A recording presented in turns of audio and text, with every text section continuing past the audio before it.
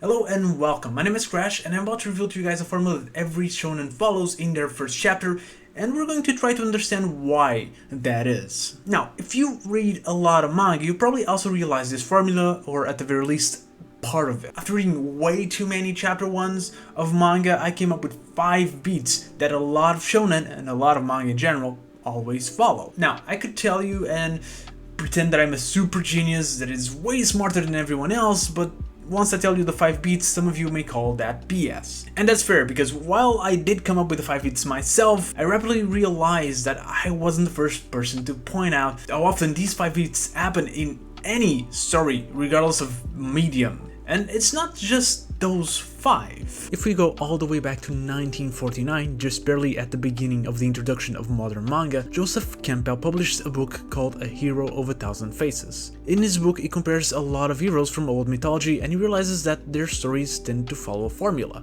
So he created the Monomat. The Monomat is also commonly known as the hero's journey and is essentially 17 steps that these stories tend to follow. But as you may have guessed, it's not just in mythology that we can apply the Monomat. It's also famously the structure of The Lord of the Rings and The Hobbit, and George Lucas actively used it as the basis for Star Wars. The Monomat has been used as a basis for story structure in movies, books, and even songs, and it can very much apply to battle shonen. Now, we're not actually going to be looking and applying the 1949's version of the Monomat because there's been a couple different variations to it across the years, and in particular, in 1992, a Disney screenwriter named Christopher Wagner created a slightly different version of the hero's journey to be used in their movies with only 12 steps. These 12 steps and the Monomat in general are divided in 3 different phases: the departure, the initiation, and the return. And the thing about Wagner's version of the hero's journey is that the departure just so happens to be the first 5 steps, and those just so happen to be the exact same 5 beats that I noticed were common in Battle Shonen's chapter 1. So what are these 5 steps? It's the ordinary world, the call to adventure, the refusal, the mentor, and crossing the threshold. Now, while it seems that the hero's journey dictates that this should be the order that things should happen, in most battle manga the order is a little bit different, in that the mentor and the call to adventure seem to be related, and the refusal and the crossing of the threshold seem to be connected as well. But let's start with a very simple and easy example of this structure: Bleach. We start with the ordinary world. Now, this doesn't mean our world, it means that the character starts in a status quo.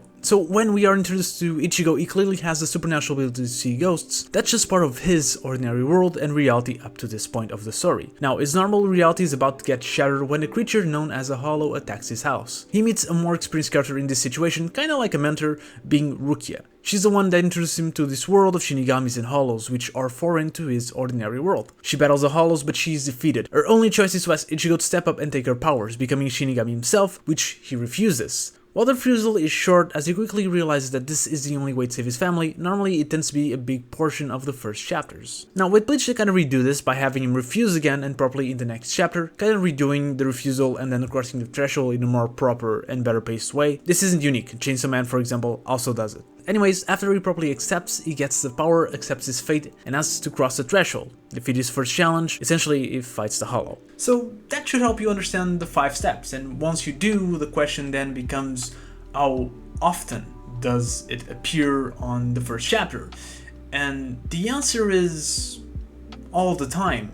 One Piece starts with Luffy in his ordinary world wanting to join the world of pirates. He meets his mentor, Shanks, who denies that he should be one. And this is important, a lot of times the refusal doesn't come from the main character. Instead, the mentor or the situation rejects the character's ambitions. He gets the call to adventure as he eats the Gomu Gomu fruit, and then he faces some pirates as part of his challenge. Now, it doesn't win, Shanks save him, but that's not really necessary. It ends with Shanks accepting Luffy's ambition, which while it's not what happens in the first example, it's a very common way to handle the refusal. And it's again what Bleach does in Chapter 2. We should also note that this is the structure of every single East Blue arc, where Luffy, now being the mentor, meets other Straw Hats who are living in their own status quo, offers them a call to adventure to join him, they all refuse, but after crossing a particular threshold they accept the calling and join.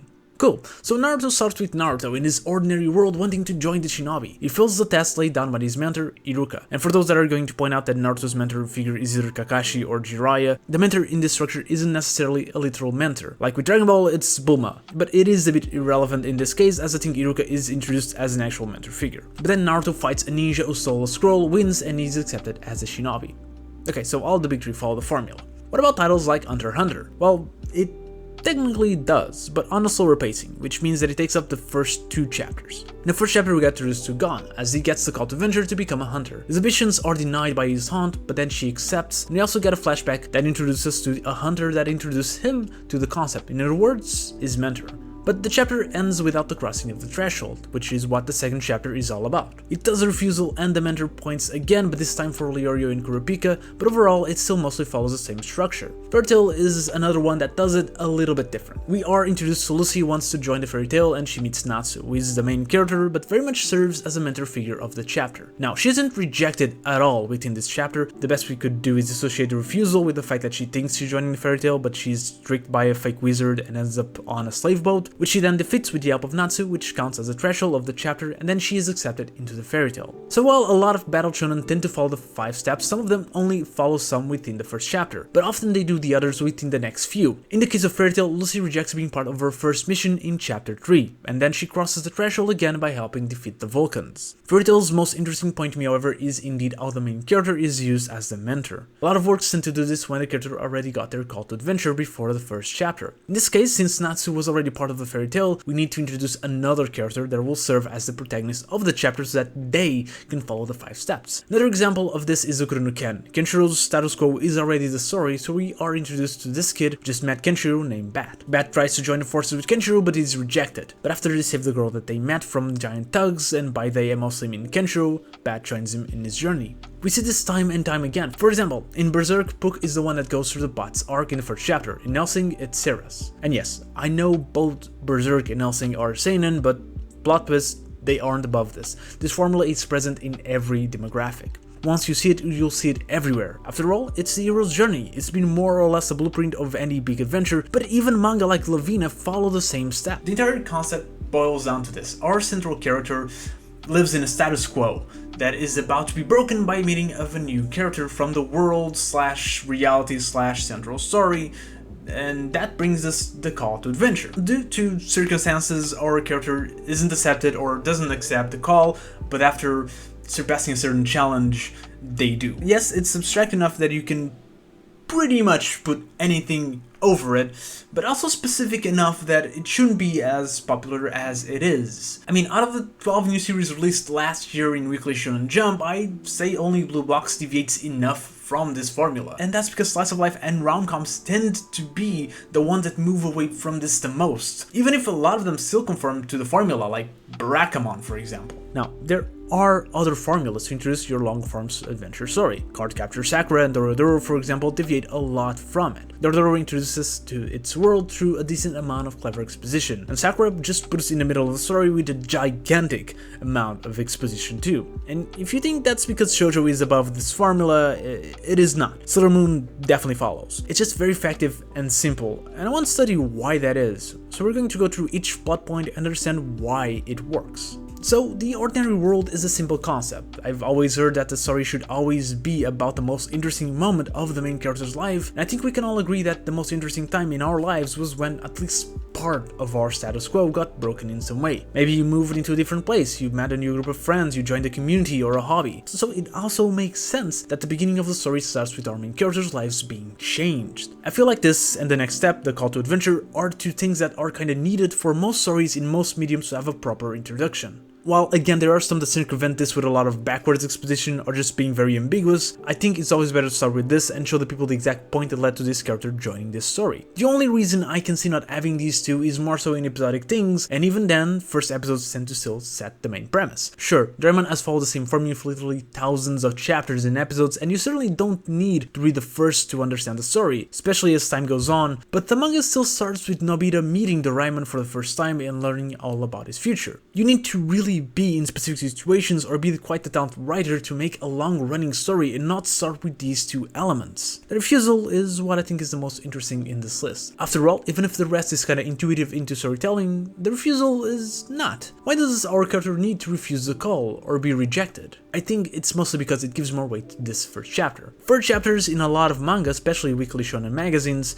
tend to be a closed story with the intent of grabbing you into the narrative, to make you invested enough that you will want to buy the next magazine to see more of the story. The refusal serves as the perfect closed narrative for this first chapter. You need to pass the exam to be Shinobi, but your professor fails you, so you need to prove yourself. You've been told you're special, only you can do this magical thing, but why should you? You don't want to, so you don't need a reason to. Especially when put together with the crossing of the threshold, you can make the first chapter the most important. The one that solidifies just how much the main character wants this, or simply needs it.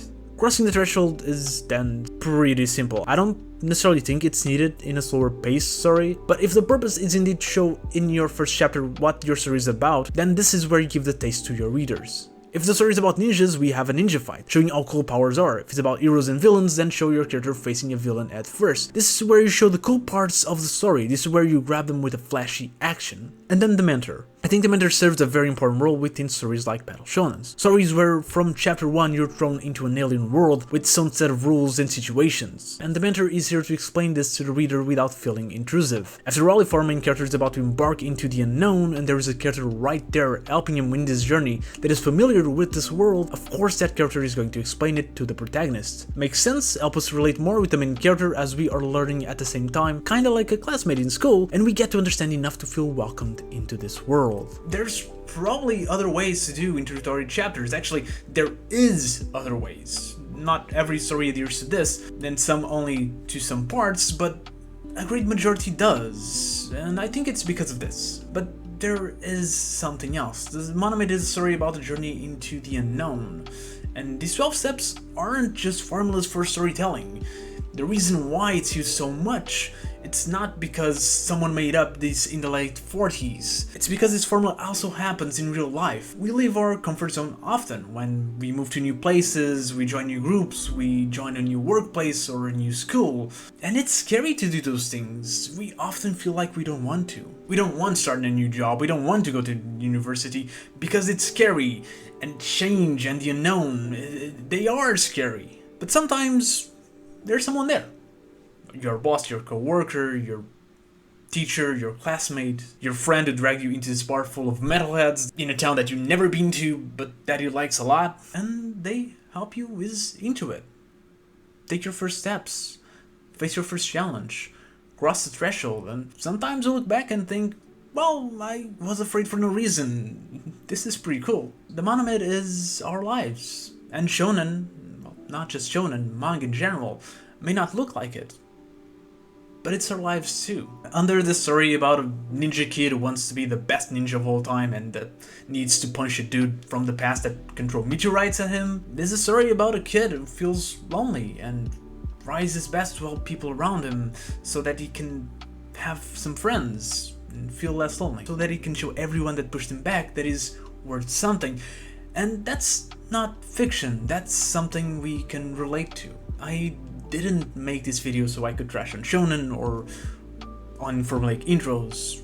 I find it really strange, but also kind of amazing that we found this formula that we can relate to, that can be applied a million times over and over and over, and still somehow just work, still feel fresh, immortal. We call a lot of things generic, but I think there's value in familiarity.